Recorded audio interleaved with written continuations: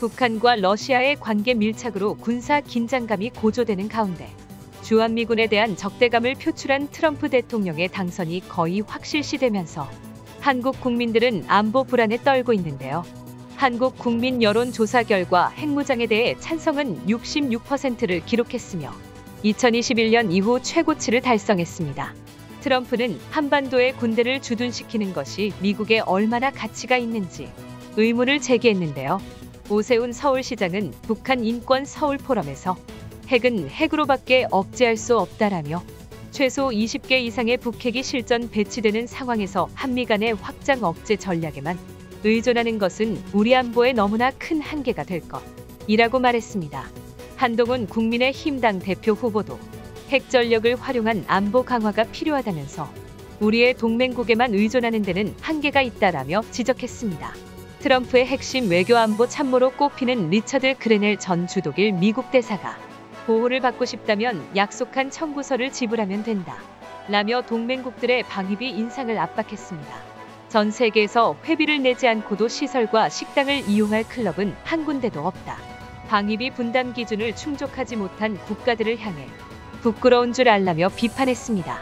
그레넬 전 대사는 트럼프가 방위비를 내지 않으면 러시아가 공격해도 돕지 않겠다는 취지의 발언을 한 것에 대해서는 당신 아이가 규칙을 안 지키겠다고 하면 좋다고 하겠느냐, 혼내겠느냐고 반문하며 청구서를 지불하면 아무 문제가 없다라고 입장을 발표했는데요.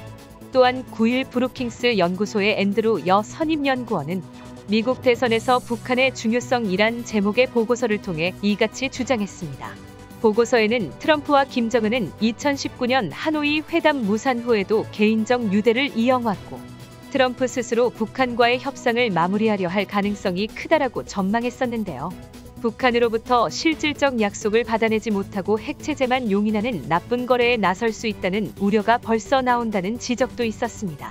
다만 한국 정부가 북미 대화에 반대할 수 있고 이 과정에서 미국이 한국에 자체 핵무장을 허용할 가능성이 있다고 예상했습니다. 보고서는 트럼프가 한국을 달래기 위해 독자 핵무장을 허용하거나 미국의 전술핵 무기 재배치를 승인할 수 있다면서 한국과 핵 공유 협정을 체결하는 방안 또한 검토할 수 있다고 전망했습니다. 다만 조 바이든 대통령이 백악관을 지키면 한반도의 완전한 비핵화, 조건 없는 북한과의 대화 채널 개방이라는 기존 노선에 큰 변화가 없을 것으로 봤는데요. 북러 군사적 밀착에 대한 우려도 제기했습니다. 보고서는 북한이 지금과 같이 핵을 고수하고 러시아와 관계를 강화하는 상황에서 차기 미국 대통령에게 주어진 선택지는 좁다며 누가 대통령이 되더라도 북핵 문제에 단호히 대처해야 하고 있는 한미일 심각 협력을 포함해 동맹과의 강력한 연대로 이뤄질 수 있다고 강조했습니다. 트럼프로 거의 확실시되는 미국 대통령.